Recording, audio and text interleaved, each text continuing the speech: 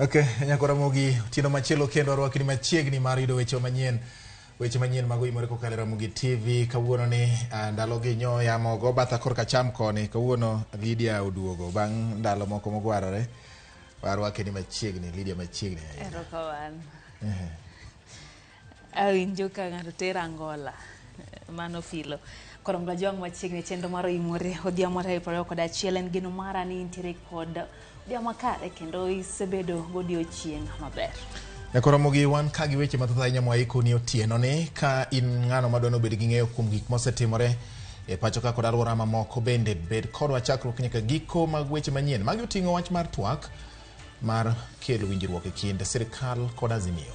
Ewi twagno nyakora mga jwang kweth kata riwruok mar lakteche ma pacho ka KMPDU bende koro dwaro ni weche motendre kod thieth onyuandie twakno bende koro dhi mbele e Bomas. Twakno bende koro riwo kweth mar Kenya Kwanza kachiel kod mano maketo piny mar testre Azimio la Umoja One Kenya Alliance. Sama mago timore Lydia bende nitiere wach miyo moro ma iluongo ni Madhe Wangara en achiel kuom miyo ma osebedo ka obila mago kwach kich manyo kotudre kod weche mago ala mag yedhe mamero ji kachiel kod wach mago menda moko mano yude moro kuom ot mantiere kar dak moro mongore e kar dak Mangara en bende obila koro dhi odhiambo makawuono. Bende wamenyo ni midhiero nyakoro mga jwang mano makoro mako jopuonjre ma bende koro onge kod nyalo ka bende koro lai mar mbui kata lai mano maki e duola ma bende chiwo hola ne jopuonjre medo ni HELB ne bor nyadi wuoya nyakoro mga jwang ka bende ma en ranyisi ni oganda kata thoth jopuonjre nitiere kod pek e yudo omenda go mag somo jotbati. Ne magi to kod mamoko nyakora mogi wan ka mondo wamiya dieri mar wach omiyo kamoro moro ma intie kaw thuolo mar bedo kod RAMOGI TV weche manyien mago imore. Mokwongo waida ne thuond weche. Portal is lagging because you cannot access the portal any time of the day. I don't know if I will be able to report by that date because the fees are high. Midhiero podo kwako chenro mar oro kwayo mar yudo hola mag somo ka jopuonjre koro riede apise mag HELB kamanyo resruok. To kichopi town ka tiyudo ko yugo pong everywhere. To gilando mabene korela nitie. Oningo githiedhnwa pi makata ka chopone wananchi to kik giugua from iyo tuo. Oyangore ni tuo nyaldie makoro lak nyaka Nyatike kaunti ma Migori kendo jotuo yudo thieth. Miyo maja ohala ma itudo gi timbe uso yedhe mamero ji ochwalo bura e doho mar geng'o meko mare.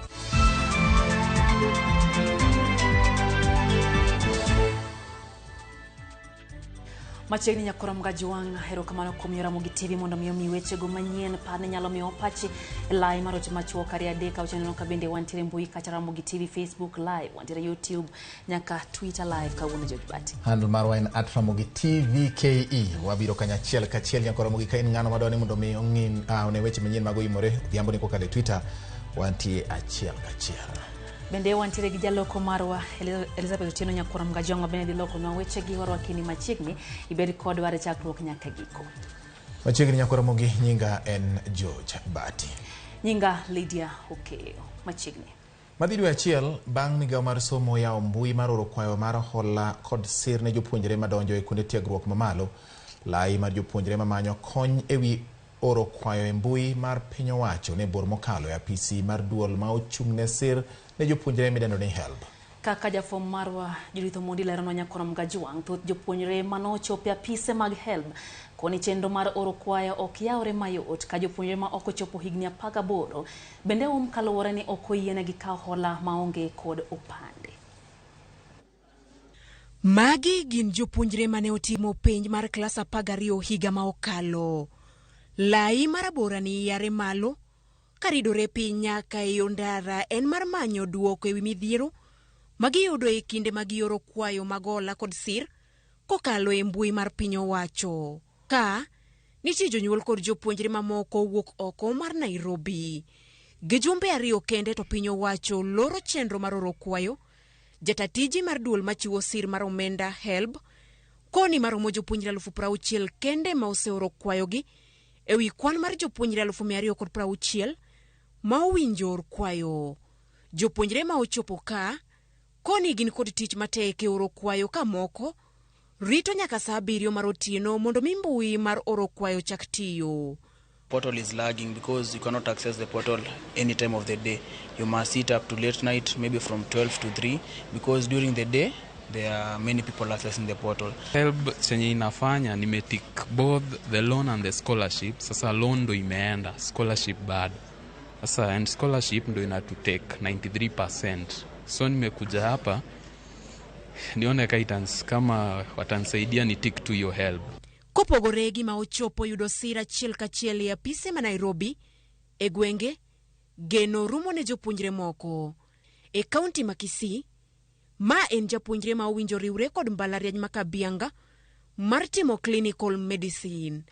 En japuonjre ma janyuol mage onge nyalo, hike bende pokoro mapaga boro, nyiso ni ok owinjo yud hola. I'm supposed to report on the 28th next week, but due to challenges, I don't know if I will be able to report by that date because the fees are high. E twak marwa kod jatatije mar HELB Charles Ringera, okoni kik japuonjre ma onge gi opande bed kod kibaji, hola magi biro migi e kinde magi yudi opande magi. In terms of supplying the other details, for example, the index number and the birth certificate, they won't be allowed to supply that index number and birth certificate.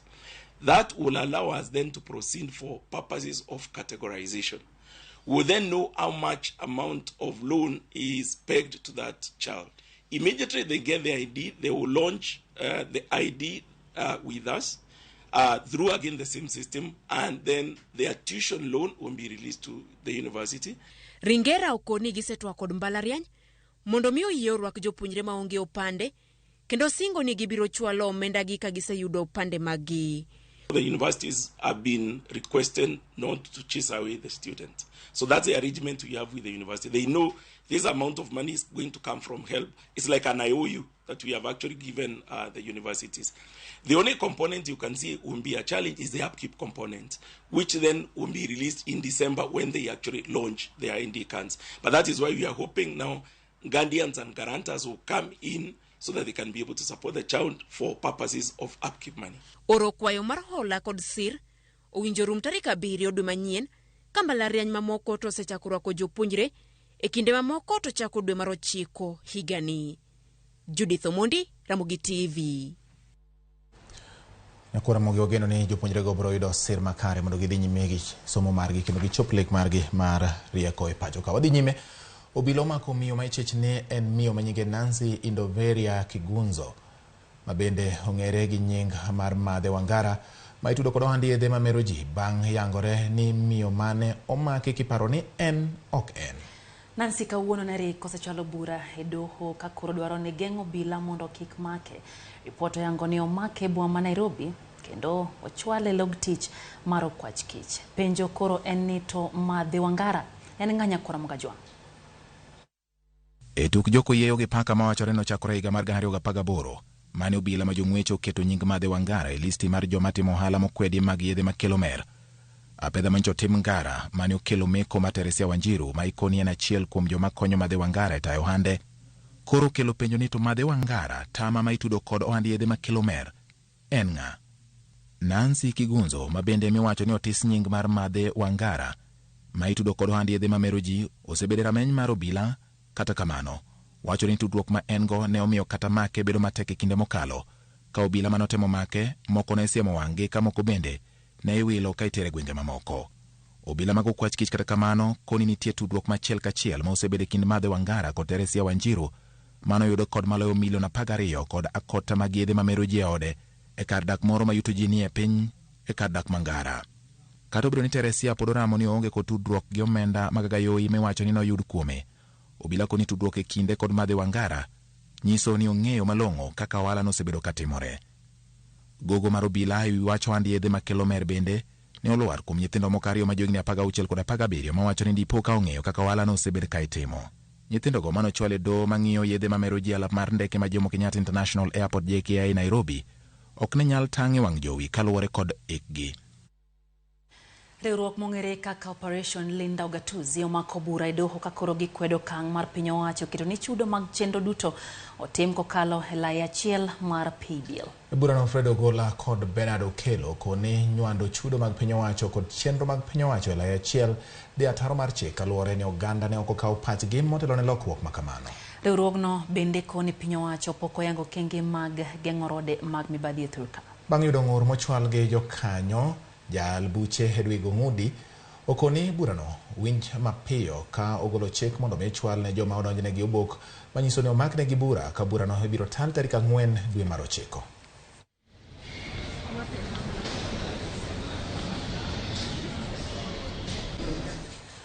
Odhi nyime komiti mar twak pod dhi nyime gi keto ikruok motegno mar lalruok mageto kelo kwe e thurka. Odiochieng' ma kawuono komiti nomiyo thuolo jolony mag ndalo 3 mago mar yedo weche ma ochuno makoro gibiro twakie. Jafwambo mar Weriko Wenga lero od bura mar Senate bende igeno ni biro bago romo makende mar twak ewi chenro mag lalruok. Ero margi mar adek nyaka ne chuogi kamati mar Japarni jokanyo kamati nochopo e Bomas of Kenya manono tie wach bang' romo machal gi mawuok tich mokalo. Migosi Opiyo Wandayi mane ochung'ne Azimio e Kalonzo Musyoka gi Kimani Ichung'wah nonyiso geno ni twak nie lai makare kalore ni od bura mamalo yande osepodho paro mar twak mabende geto miyo kamati ni mise motegno mar chik kapok ochako tije ayanga. The National Dialogue Committee in its third meeting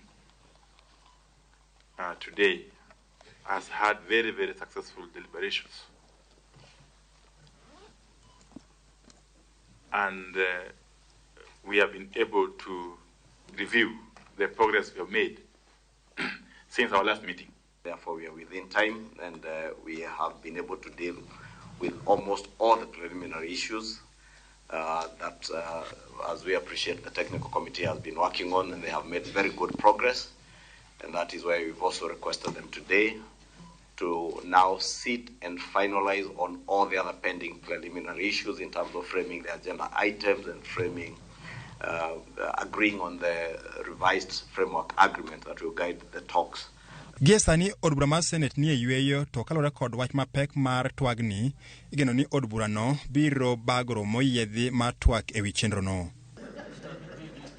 Bang' od bura mar Senate podho paro no, twak biro chakre ayanga kuom ndalo 60 motegno. The Senate is on recess and they are bound to resume their sittings early September, the first week of September, I think on the 5th of September. But the leader of majority has indicated that he is giving notice for the convening of a special sitting of the Senate next week so that they are able to consider that motion as from Tuesday and hopefully finalize with it.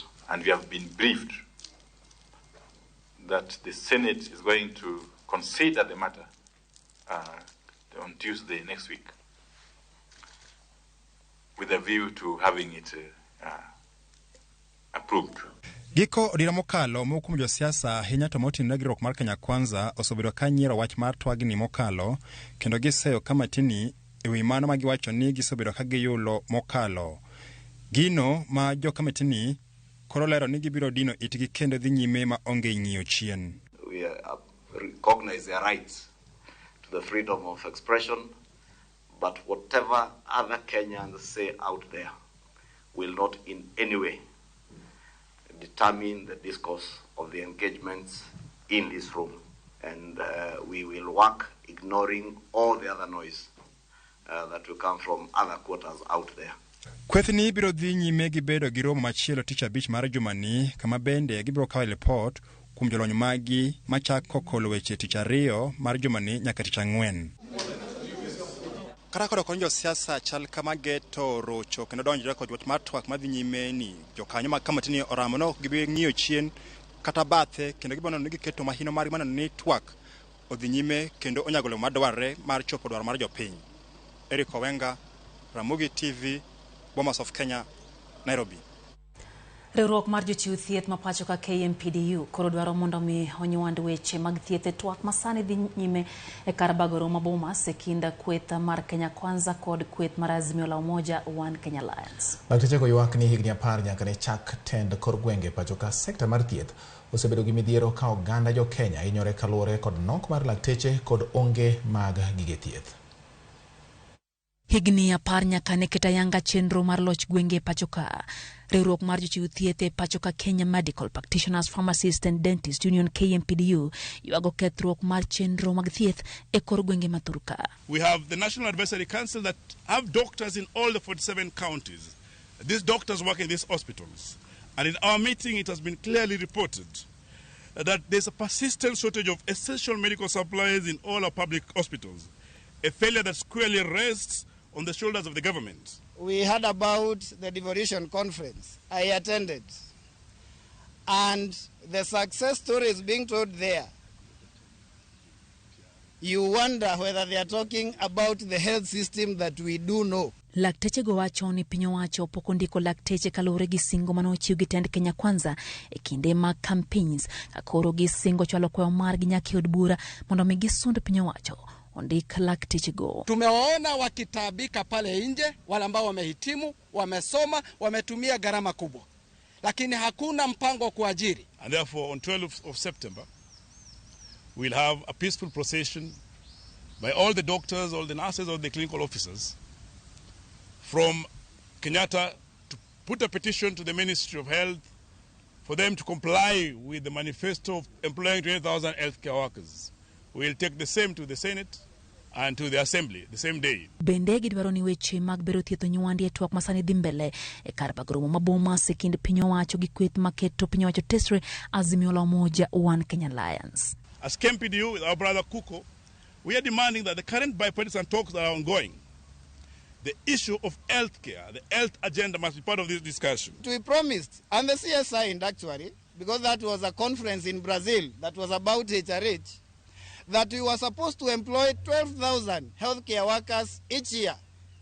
That is not the unions asking. It is what the government had committed to WHO to do, so that by 2017, we would think about implementation of universal health coverage. Giseyo piny owacho kuom keto maine nyayo gedo mag osiptende ka yedhe kod gi thieth to gimiyo pek moromo kendo oganda jo Kenya ema koro yudo midhiero ka gikoso yudo thieth mowinjore. And the one that probably they have done very well is the PPP, public-private partnership, where the governors, I think they have done well because it's brick and mortar, and probably that is where they are able to cut their corruption deals.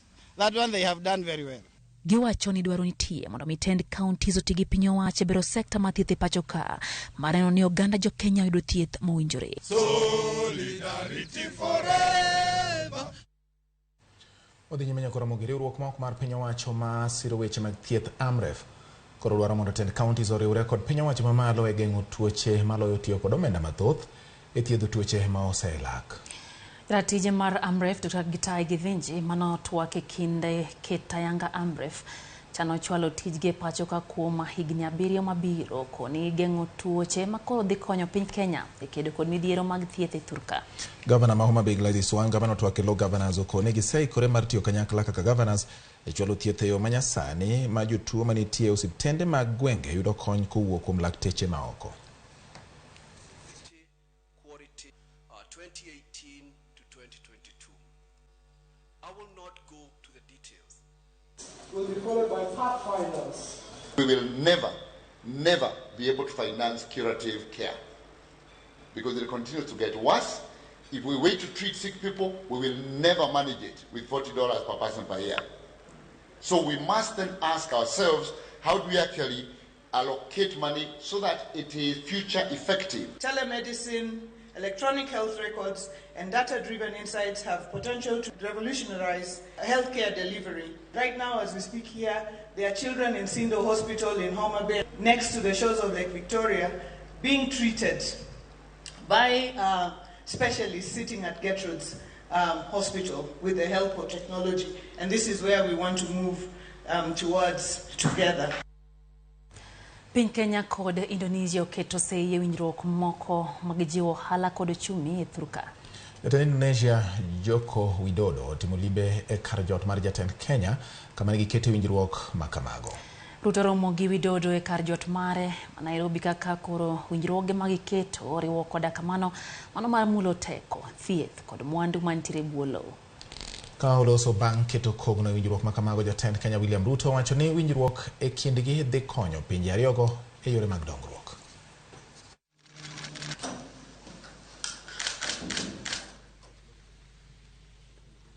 Our respective ministers will continue to engage in bilateral discussions to conclude additional frameworks of cooperation in agriculture, education, and other areas of mutual interest to anchor business-to-business relations, which is the lifeblood of our thriving interstate cooperation.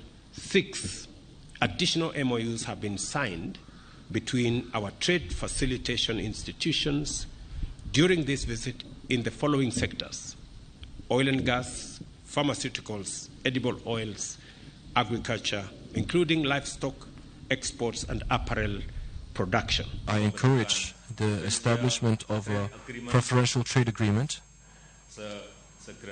as soon as possible. Second, Indonesia wants to increase investment in Kenya, particularly in the energy sector. Koro mwajonda kapago chiko bang sadek marotieno chendo eno imwero kamano kumedo kete mana RAMOGI TV wa kao yueyo machuo kata kamano kaka pile no wakwayo pachikacha nyiswa ni tiparango kutendre kod weche gi mwai kuno dhiambo makawuono. Ero kamana aneno ka yawa medundiko ka kendo aparo ni gen gi weche mathoth mag yer mondo giwachi walidha moko matin ma oseketi. Winnie Mboya mano japuonjo wacho ni be awuoro Kenya wakaya wa pesa e gunia tuturi sama jomoko to ywago hola kaka nyithindo nyalo donjo mbalariany to ng'ato to fundo pesa e gunia en mana Kenya. Kasto dikima ko ero Babatoni bende wuoyo ka wacho ni Kenya ka gik moko te ji chandore ne nyathi thagore osomo oriedo thagore ne help kotieko ochako oriedo thagore ne golam. It is very demoralizing. These things should be simplified so that vulnerable pupils can also access them. Wacho ni mosna Lydia kendo ng'ise ni warwake bang' duogo. Kao mosero kamana. Midana no ka Joram Gao wacho ni entiere hahero kendo wacho ni wechego mag help nyiso chalka gima miyo nyithindo winjo gima geno onge wechego mag puonjruok. Nano ka bende Jalimbe Evelyn wacho ni kao mos Jojbat. Mano japako. Ero kamano. Ye wacho ni entiere Europe. Hallelujah. Entiere Europe no ayo makare. Abira no kanyo ka Gordon Wanganga wacho ni osechopo kaeto Walter Nyambago wacho ni kao mos entiere gwenge mag Migori. Kata kamano wacho ni gin kanyo gi Migosi Nyambagalila mano kanyo jaduong mabende oro ni mos bende kawuono yudo mos modhuro. Kawuono yudo mos kawuono to ng'eni kibiro to nyota nyaka lwar koro nyota na kiduogo na gi nyota. Lal gi nyota. Lal gi nyota. Nyambaga koro kona mana mula kwa Migori. Akiani Koweru bentie mola no nyiswa nena koponi Koweru bende ntiere mola. Eri Kodema wacho ni entiere chunge Kanyamkago kata kamano wacho kanyo ni owuoro kaka yedhe mameroji negi pesa miketo ma ogunde. Otek. Kabende aneno ka Wood Kosoko wacho no sechekin kaka pile Okiki Okwany mano kanyo Baba Twins Maronjinyo wacho ni entiere kod Weche chenro kata kamano wacho ni ohala no ken gima madhe Wangara ochako sane ochich ni en gima no chak chon kendo wacho ni bedo ni nene saino nyiso mani ntiere moko mopandore mapoko yangi. Kaito Dave Rizio Bongo bende wacho ni ntiere kod Pastor George mar Jesus Fellowship Church Manorodi Kopany wacho ni en bendo sechekin kaka pile ntiere kod Weche chenro ka bende Michelle Adhiambo wacho ni dala mar Bondo RAMOGI TV chopo negi kanyo gin kanyo gidagi nyar Homa Bay. Ero kamana nyaka an gi mosni mowuok kuom Fredrick Ouma kata Gabo wuod min Adundo kantire nyakunego Homa Bay County wacho ni mosna Lydia kuom dalo mang'eny. Habari to ler ndi kendo yie gi tim RAMOGI. Bati mosna Lydia gi lweti Lydia kiye to ang'no mosre bang'e karo kamano to ageno ni kao mosni. Nyota goro modolwa. Aneno ka weche mago imore anitiere karen piny sani tek sirikal oyie mondo jopuonjre odonje skul nyaka maonge nyalo. Mano Benta Charles iluongo ni Jemima Agola be nyise ni mondo kete mane RAMOGI kinde duto te. Kasto Jackton Odolwa Odando wuoda Imbo wacho ni mor kuom kaka iduogo Lydia kendo familia mag joka Wanjare te dala mar Imbo kocha neno mana RAMOGI TV. RAMOGI TV roni ni kodemo kantiere Suna Mukuro neno news yo makare kendo mora nyaka kwa kelo weche kaka medo timore. Nano ka Engineer Lazaro Kanyambok ntiere kod paro wacho ni jotelo mag Kenya Kwanza owe wuoyo kaka giwuoyo no. Wacho ni nitiere jotelo moko bende otajo nyingi kanyo kan gadier kata nene kamano. Kata kamano wacho ni nitiere gik ma ok more ahinya kotenore gi weche go ma bende koro ji geto ni odonje twak to weche moko bende bayore iye ka koro winjo ka ok omor go kaka janeno. Peter Onyango kantiere Muhoroni ochero RAMOGI TV lero pa kaito mako jiwang David Omondi bende wacho ni nyabondo nyaka RAMOGI TV lero mokalo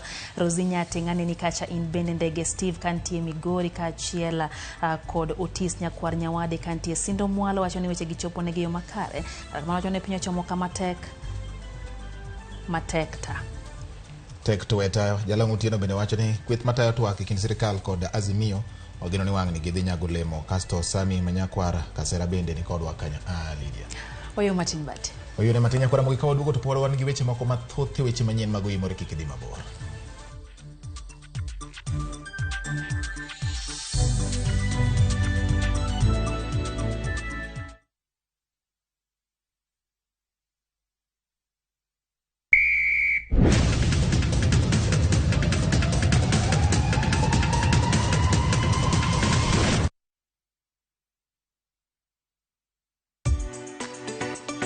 Ik milimili mar dhogi ne wuodh kid chiemo mopogore. Chenro ka chenro dhialo mit chiemo. Chiemo gi nyadhi mopogore. Rabuon ni apidha iluongo ni surambaya. Lony tudore kod kitwa. Ok en mana ewi chiemo. Joluo wacho ga nang'o? Nyako diga tedo. Na biro tedo. Ai biro tedo. En hera gi lony moketi e loso chiemo ka chiemo. Sama koro gibage, sama idhi moye, to ni medo ne sukari matin. Sukari miyo konyo gi fermentation. Omiyo, kihero chiemo, in jatedo, kata mana ng'ama ohero tedo. Tudri kodwa tich adek juma ka juma e chenro mar tedo gi chiemo. Gi Jailieta mana e RAMOGI TV.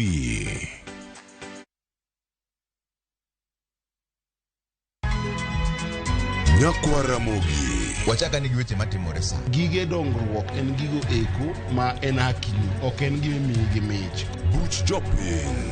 Adier gima dhi mbele sani, Trevor dhano kech nego. Alo, bera ahinya udhi nade? Wadhi maber Musa, penjani penjo mibni godo no mar senator. Tich adek ka tich adek, tudri gi jalendo Trevor Ombija janding opanga jonyakach dendo nombija taya nyakwar guok kocha pesa. Sadek otieno, mana e RAMOGI TV. Kik bai.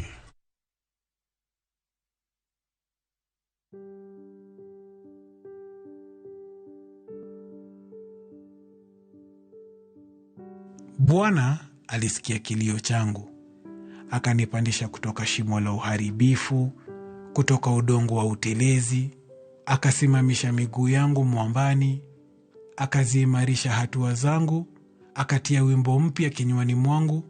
Ndio sifa zake Mungu wangu. Wengi wanaomjua wanamtumainia. Mtumainie Mungu. Mungu wetu ni mkuu.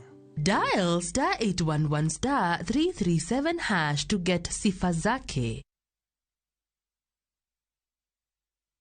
It's another holiday and the little ones will be all over in your space. Why not let them meet Tilly, AJ, Kim and Pendo for some great inspiring stories in the Hummingbird Tales. You know, as we grow up, we can change what we want to do. And for parents, sit back and let the little ones enjoy their favorite cartoon on Viusasa, the safest place for kids' content. There's a lot more to learn. Dial *487*1# or visit viusasa.com to renew your subscription.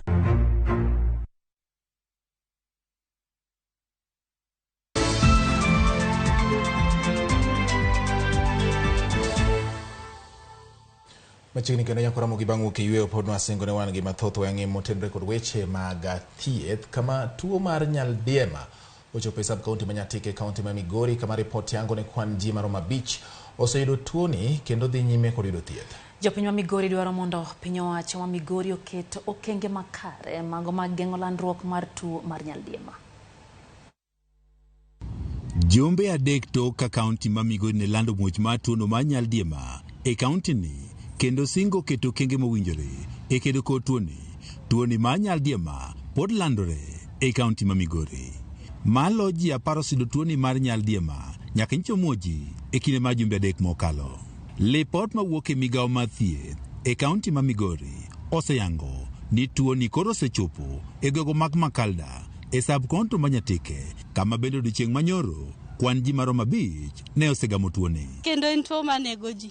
Koro nwakwayo Gavana Ochilo Ayako otem mondo oket ler e sekta mopogore opogore, kwachako gi hospital wadhi e pi. Landruok mar tuoni pod medo kelo luoro e kaunti ma Migori, ka komachielo oganda e kaunti ma Migori seyo piny owacho mar kaunti kuom rem keto kenge mopogore opogore mar kedo kod tuoni. Ketnegi okang' moro amora mar allocations magi mondo giket ler obedne kamoro amora, obed osiptal, obed environment kama ji nitiere. To kichopo e town ka tiyudo ko yugi opong' everywhere. To gilando maber ni korela nitie. To gin ofis, wandiko gi ofis.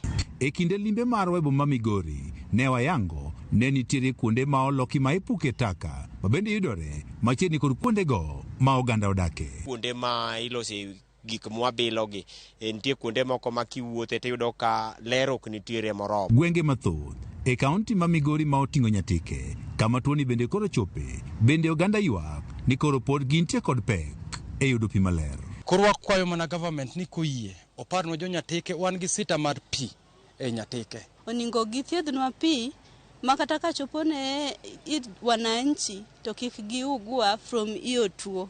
Jodak e kaunti ma Migori dwaro ni mondo koro piny owacho konyi keto ler e kuondego ma ichieme e bombe mopogore opogore ma giwacho ni ler koro pod tin. Use e bath ndara dhi kama kawaida, kende en gima ji duto te neno. To jogo pok aneno ko sirikal omiyo gik moko moginyalo timore nade, moginyalo konyo godo ka. Tiere jotende, jok ma uso ne ji chiemo pok giketo ler moromo.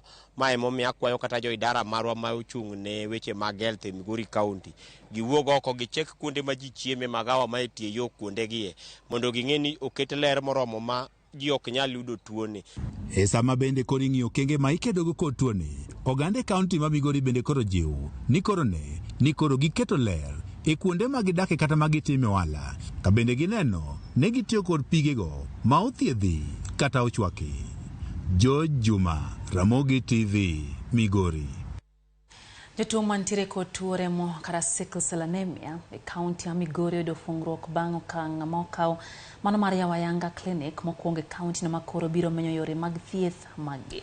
Jotuo remo e kaunti ma Migori osebedo ka hawo yudo thieth e kauntis mamoko kaluwore kod onge mar kar thieth e kaunti no. Jochiw thieth e osiptal mar Ongo wacho ni koso tiego jopiny e wi tuo remo osekelo akweda mang'eny, ka bende nengo mamalo mar thieth bende en achiedh nade maduong'. Kaluwore kod jatend weche mag thieth e sub-kaunti mar Ongo, Maurice Otieno, yawo klinik no biro konyo e tieko akwede ma jotuo mag remo osebedo ka kale e kaunti ma Migori.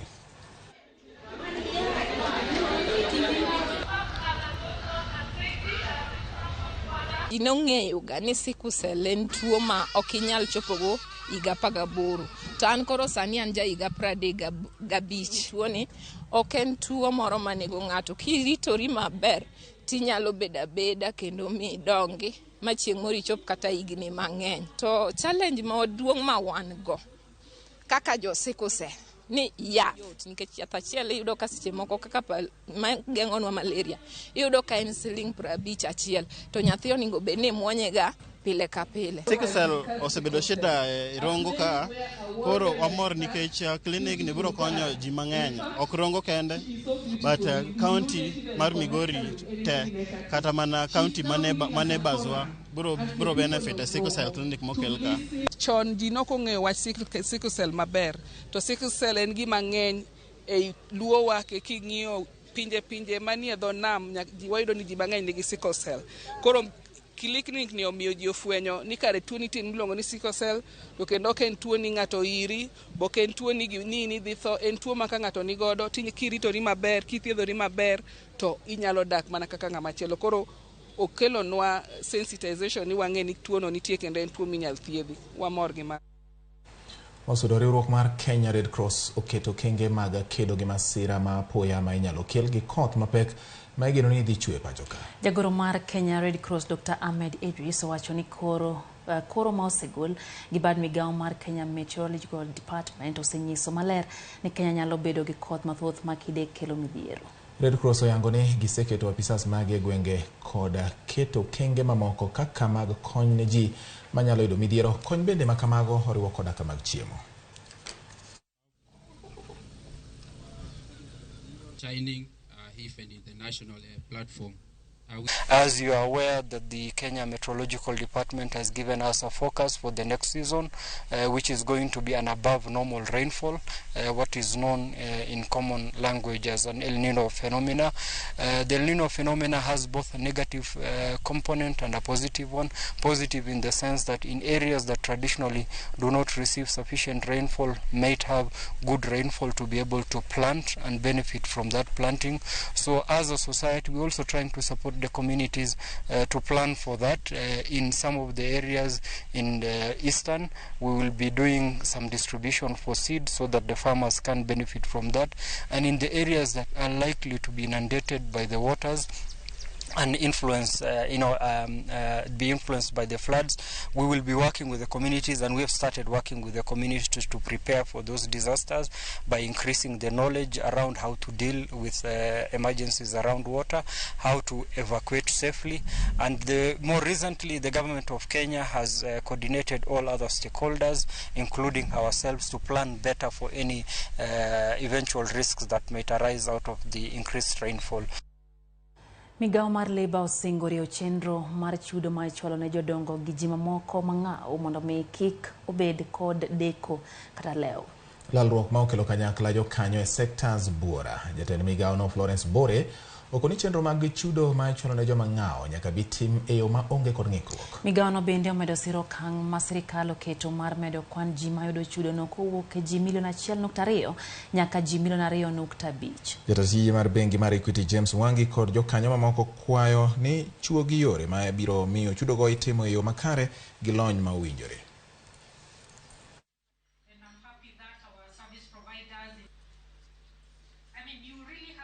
Of the revised social protection policy currently in the approval process, the government is committed to moving beyond cash transfers to an integrated social protection system based on inclusive life cycle approach to enhancing the well-being of the poor and the vulnerable in our society. I wish to call upon our distinguished partners present, from government development partners, private sector, social partners, and the civil society, to revisit our commitments. I am happy to report that the first phase, targeting 500,000 new beneficiaries, will kick off on the 1st of September 2023. This will involve mass registration of all older persons 70 years and above.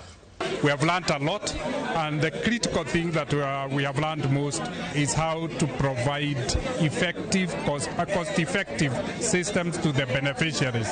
And broadly what we have focused on is integrating the bank accounts that we credit with our agents, with the mobile infrastructure, such that the beneficiaries don't have to go to the branches. They can withdraw money from their funds. If their funds are integrated to the bank accounts, they can go to the nearest agents and they can interconnect their accounts with the other mobile wallets.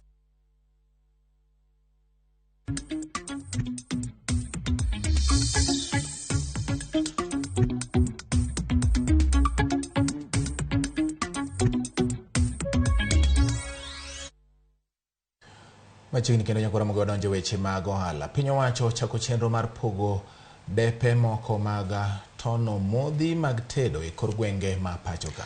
Chenro no motisi ni mapima en mano mar neno ni ji kata jo ohala matindo bedo kod depe mag nyalo uso go modhi mag salad e nengo kod rapim ma jopiny dwaro. Jatend migawo mar ohala Moses Kuria kod mano mar riwruoge Saga Simon Chelugui opoyo yorno ma giwacho ni biro konyo fuong'o pek mar ngima.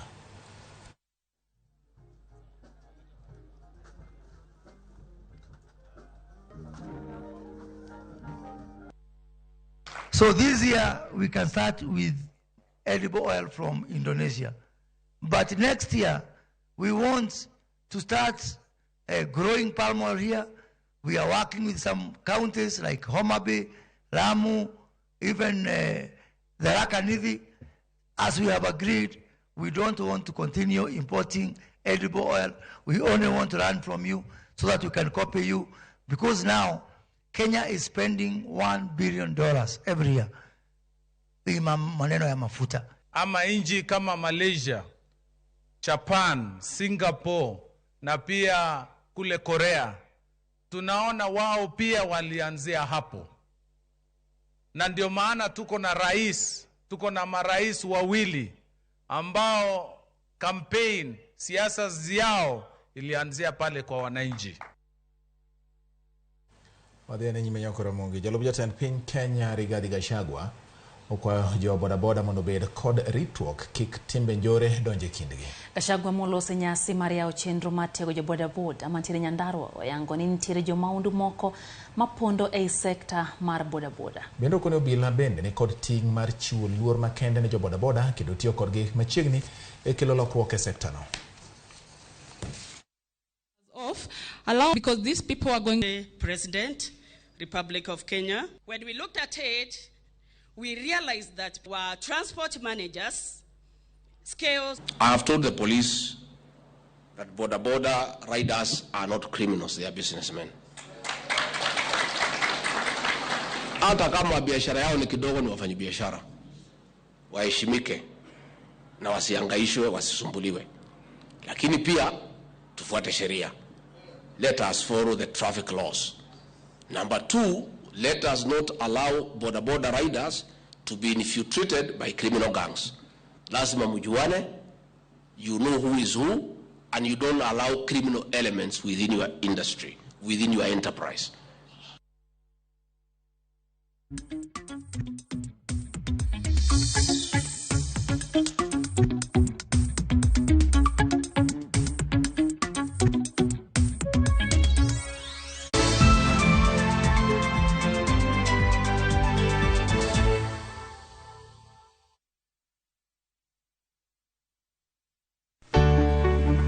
Mar maua, pidho jamni, magite gin yore mag pur. Be inyagori kod kute e puodho. Mchele nigi value addition. E pur gi ohala, walimo jopur ma opogore. Challenges ng'eny e pur generally. Egime jopur iluongo ne janego. Ka wafwenyo ni yore makare mag pur kendo waduoko penjo mora mora. Pogruok mane malich kata maduong' kind dhiang' mar ring'o gi dhiang' mar chak. Motenore kod weche mag pur kod japur. Kwaseketo manyien to sama wapitho cha be nyaka wapith gi DAP. Wan nyaka gi kanuna. Manya pika mongo. Riuri kod alori nyaka Black e chenro mar pur gi ohala. Tich adek ka tich adek, saa 1:45 otieno.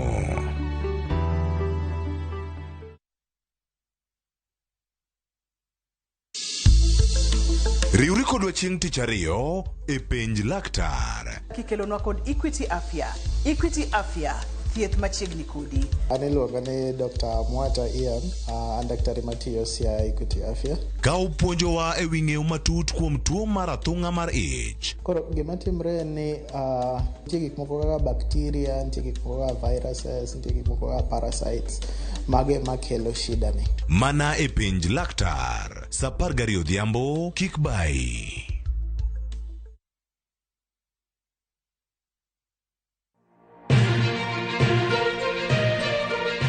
Weche manyien mamulo dhod chunyi maiye gin mago machiegni kodi. Weche thieth, anyuola, ohala to kata rita. Ka utuch to wan kode. Kotimore skunde e gweng'u ne wedeni kata osiepe, magi duto wan go. Wan kae mar neno ni ng'eyo gima biro kendo bedo gi ikruok motegno. Onego ing'e gima timore e seche motimore mapiyo piyo, to mae e kama iyude wechego.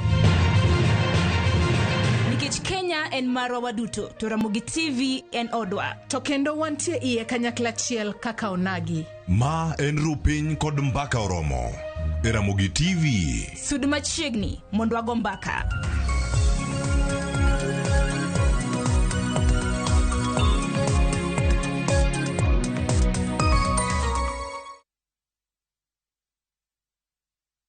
Uhuru Superstores Limited. Wani duka maduong' kendo namba achiel. Wayudore boma ma Kisii. Wauso chiemo mopogore opogore kod mwandu mag hardware mamoko. Mag gedo koting'o mabati mar Dumuzaz, Galshit, simiti, chumbe mag gedo e kind mamoko. E nengo moyueyo. Mondo ing'e mathoth, yuana tole namba 0111-161-500 kata 0111-161-500. Uhuru Superstores Limited, the people's choice. Yud mwandu e nengo moyueyo kata omenda ma itiyo godo. Machiegni dala.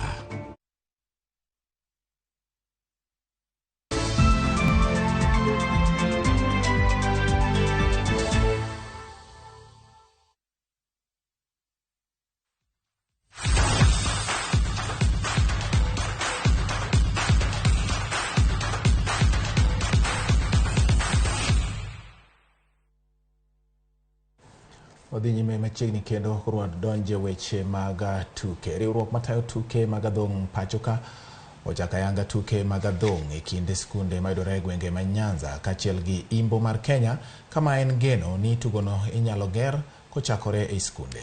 Kano seche mane yango chenro ni director mag tuke adhong' Albert Matito nolero ni tugoni ibiro chake gi nyithindo kod rawere ka koro ibiro bedo ka ibawo gi nyadidek e higa ka higa e seche ma koro skunde olor. Kidieny mar nyithindo biro bedo e kind higni 15 nyaka 16, kamano mar rawere biro bedo e kind higni 17 ga 18. Kumachielo kocha mar tim Masia Joseph Uchieng ma bende en achiel kuom jotelo riwruok mar adhong' ok attend counties mondo mi ochwal sir makare ne tuke mag adhong' gino makoro nyalo kelo dongruok mag tuke gi e kor gwengewa. Wabiro bedo gi tuke mag schools, junior gi youth. Wabiro wuotho e counties koni abiriyo gote watero tuke.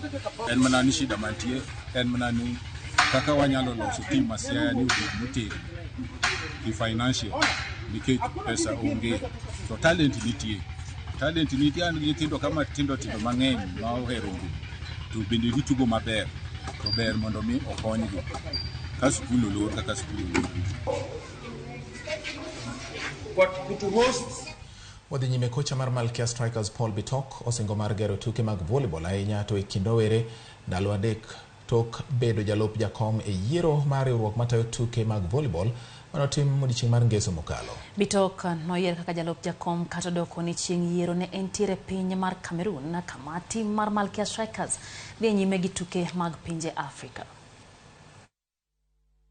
Coming in now as a technical person to the Federation, I would like to bring in technical expertise to the Federation. And this is one of them, will be a national league which is being played monthly or even not getting finished in time. So I would like to stick with the national league whereby we will follow the calendar of FIVB starting in October and finishing in May to give us room for the national team in May until October.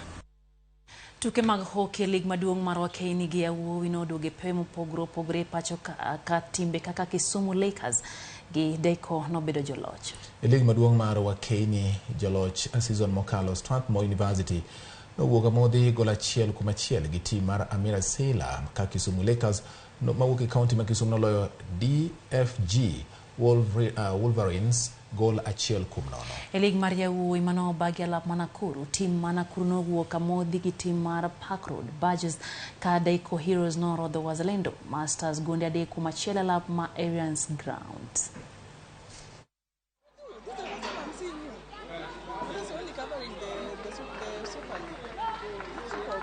Today we had a very tough match. Actually, it was the second match in 2 days, but we had a better match than yesterday. So I'm very proud of the team. And going forward, I'm hoping we can put together a few more wins so that we can move up the table to achieve our goals for the season. A lot of bad things in the game in terms of decision making in the final third. We were not as composed as we should have been. We were not clinical. I think we created enough to score 4 or 5 goals in this game, but we were not smart. Tim mar jobengi ma Equity no yudo loch e tuke mag handball league maduong' mar yawuoyi pachoka ka tim mar mbalariany mar Strathmore notengo Wakanda e lap Manyayo National Stadium. Equity no chako tugo maber kendo yudo loch mar gonde 22 kapok jotugo dhi e yueyo. Bang'e jobengi nomedo points 27 manomiyo gi loch mar gonde 49-21 e kindgi gi tim mar NYS. E tuke mamoko nyakoro mgajwang' mag yawuoyi Rangers nolo tim mbalariany ma Daystar gonde 32-26 kapok Strathmore odho Wakanda gonde 38-19. E lig mar Wakeni tim mar Amazon nowuok kamodhi gonde 30 gi tim mar NYS. It's good, as you have said, for my team, because every other time our team wins, of course, it's good for the team, for the coach. Yeah, we have won very well, and because the idea is that when we meet a team that we are able to score, we must make sure that we get enough scores so that as we proceed and maybe we are going to have our top contenders, then at least we have a good goal aggregates. Despite the fact that game imekuwa hard, lakini we are playing an experienced team. Bearing in mind their coach is the national coach, so at least other scores I've made an achievement. It's now still we are learning through an experienced channel. I believe that in the next coming games to perform very smart, because the tactical part of it nafikiri ndio imetucost. The only tactical part, but the display of the game will go very nice from the boys.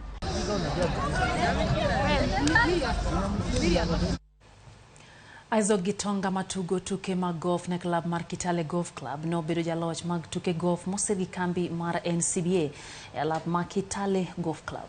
Gitonga no nyiso kituo maber e rounds 2 mag buche chiko kendo yudo points 70 e kind jotugo duto. Philip Shihasi no teke thuolo mokwongo kind joma yawuoyi kendo bang' yudo points 72 ka thuolo mar ariyo no kawo gi John Thuo mano yudo points 78. E kidieny mar Wakeni Phyllis Kisuna notieko e thuolo mokwongo bang' yudo points 93 ka iluwe gi Josephine Chesang mano yudo points 105. Shelby Bungei nolo kidieny mar nyithindo ka Isaac Gitongo bedo chiel kuom joloch mabiro yore finals mag tukegi mibiro bagi e giko higani.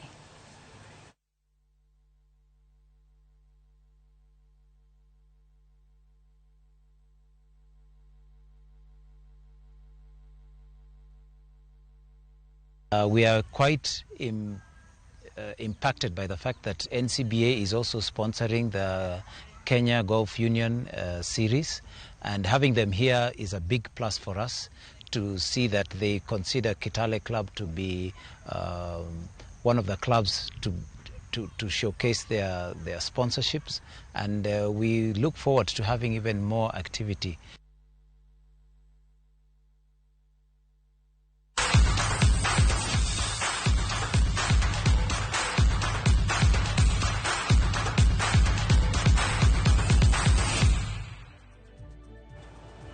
Kora mgajwang' mane makelo giko mar wechego manyien man waiku ne chenro maro imorero kamano kuom kete manake RAMOGI TV are chakruok nyaka giko.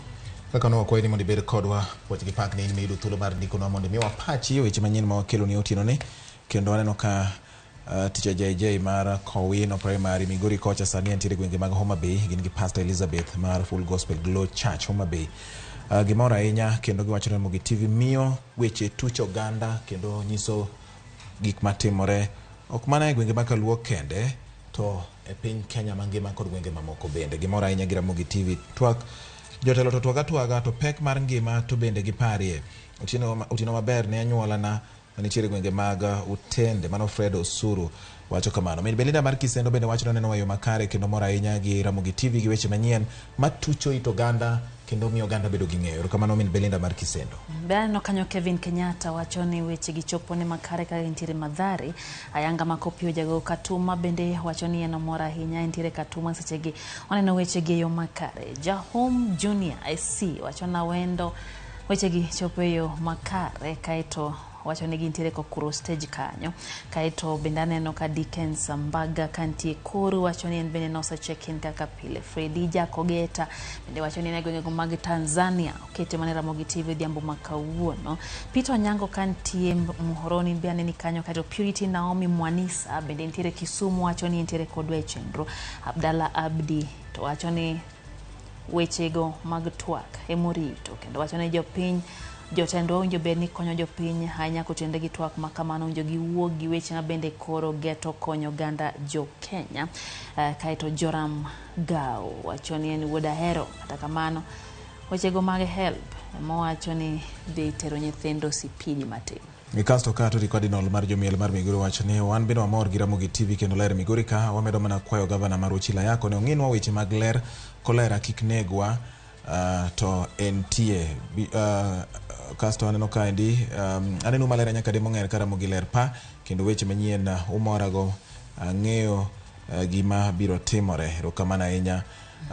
Kasto Joshua Odhoch Soja wuod Katieno bende neno wayo makare Villa Atieno wacho neno wayo makare gosipne Samson Okal wuod Kanogwe School wacho ni mos ni Lydia akawo mos kaita no Blessed Nyalsono Betty wacho ni entiere kod weche ndero kamano kuom kete mana kera Ramogi TV. Benado Pole kantie Nyang'ong'a School bende wacho no semolo mana kaka pile. Fernando Uko bende wacho ni Kisumu West Kapuonja iko locked mpaka mwisho.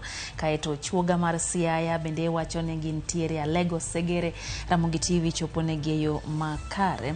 Bende no Saminya Kwar Kasera wacho no mora ahinya gi weche gi gin kanyo gi osiepe ne miluongo ni Winston mano boss Mathayo kawuok Horoni Samba giduto ikete mana kae George Bati. Charles Benta Charles mor kod wayo wacho ni mor ka entiere kae no neno weche manyien kendo wacho ni wafuane baba ni luongo ni Wilfred Ouma gi mama ni luongo ni Benta Ouma ka gintiere Ndhiwa kendo en bendo ng'eyo ni gikete mana Ramogi TV. Kasto Ochieng' Riako Jako Kisa wacho neno news yo makare kendo news ler kabisa gin gi Tom Mogola kod Godfrey Otunge mora ahinya. Boy waneno Ramogi maler gintiere Ndhiwa Kobodo mano pani junction kocha. Onyango Gony to wacho no woro kaka madhe omeyo to jomoko to sandore kare wand alam hogo wacho ni chal ka gima tero ji maber. Piri Naomi ani kacha kaito bende no kanyo ka Simon Ong'we wacho ni Ramogi TV chopo ne geyo makare gwenge ma Kisumu. Mako Jwang David Omonde ni kacha wacho nyaka Nyabondo Ramogi TV ler mokalo. Bende aneno ote kanyo mano mar Quinta Budi mano kanyo mwalimu wacho ni en bende osecheki nitiere koda. George Frederick Ogonda wacho kanyo ni Taita Taveta Ramogi TV ler mokalo.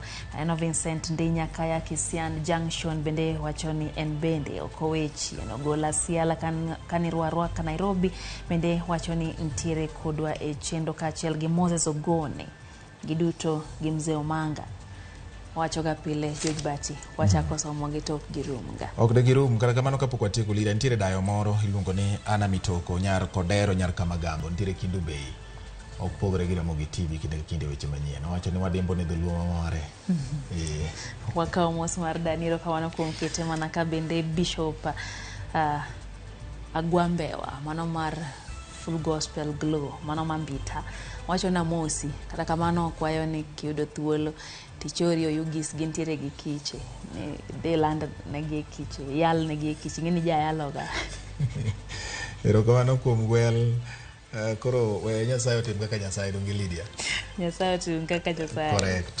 Faith Mzomo kaya Malindi aneno ka mos ni ochopo ka ng'ato wacho ka ni kawo mos erokamano kuom kete mana kera Ramogi TV yakoro Ramogi wach kitieki ka watiyo kawuono to kinyonge miyo wakoro wadwa ywe in bende wami thuolo mar ywe lojo mosero weche manyien ge kawuok e odo mar kawo weche manyien kotelo kod Jay Bonyo Ken Muga kaachiel kod reporters magwa ma Nairobi kod mabende wuok e kor gwenge mano wuotho mar choko weche gi mondo wakel nigi eyo makare kama poch gi pak kama bende osero waye kanyaklo Ramogi agola mar ariyo kacha wan kod Philip Ochieng' wuod Migori kaachiel kod Kev wan kod Liz kaachiel kod wacho ni wuod Ombura Jakarachuonyo kanyo bende nyaklo Ramogi omiyo gi poch gi pak yudhiambo ni iye ka wan kod John maja kamera marwa kendo menyo wayo makare mondo wane ni weche gi chopo ni makare jaloko marwa obedo Elizabeth Otieno poch gi pak an nyinga George Bati oriti masane rokamanya kod Ramogi Jwang kuom kete mana ka kuom ote mago muoro oninde makare kendo ruoth mondo mi orito nyinga Lydia okay oriti masane